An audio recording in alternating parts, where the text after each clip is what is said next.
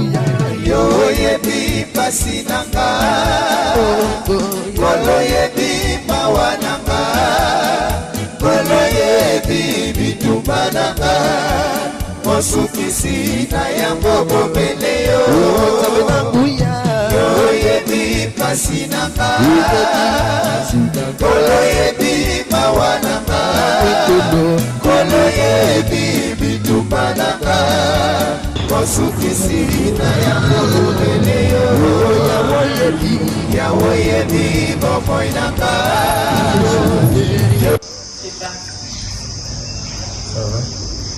Merci beaucoup. Nous avons l'ambassade de RDC.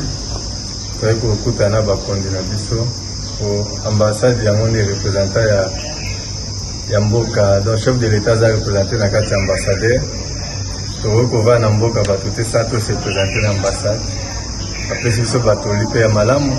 Na ndenge ya kimi église ilobeze église moko reconnue église internationale. Mboka no se kendaka se présente toujours dans l'État, pose toujours en note. Pour même maître na biso Jésus aboyaki l'État te.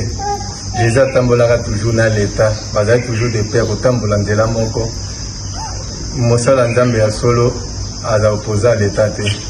Aza toujours collé serré pembeni na bakonzi ya l'État. Contre serviteur de Dieu ndaza conseiller mpona kopesa conseil mpona mboka etambola ndenge ya kimia. Yango moto yaki se présenter mpe bayeba mpe biso tokovandaka boye te sans toyebana lelo nde toyebani na ambassadeur na bandeko nyonso esengo esalami ya makasi tosenga mpe na bato nyonso oyo baza mosika na bakonde na biso bapusana pembeni église iloba eza mpona motu nyonso naye bakonzi mpe bareconnaitre bayebi iloba mpo eza église moko esala baaction mingi tala salongo na Congo tala mate ya message prophète Konde Paul Dominique notre fondateur mpe spirituel apesaka message ya kimia message kaya consoler bato dans osenga même na basambeli mingi bazala mingi baopposant à l'état te bayinaka mpe l'état te topusana pembeni na bango tala Jésus batiaki na piège na bayini ya Jésus baye kotuna Jésus biso mpe fo tofuta mpo Jésus alobaki nini atuni bango pièce na mbongo wana eza elongi na ye babi ya César biwi ya César opesa na César rendre à César ce qui est à César à Dieu ce qui est à Dieu donc biso fo toyebaki l'état mpe azali tokosambela tokosala nyonso mais l'état pas important yango toyaki awa na ndenge ya kimia nzambe apambola eza suka te baliboso me tokote toujours kovisite ambassade na biso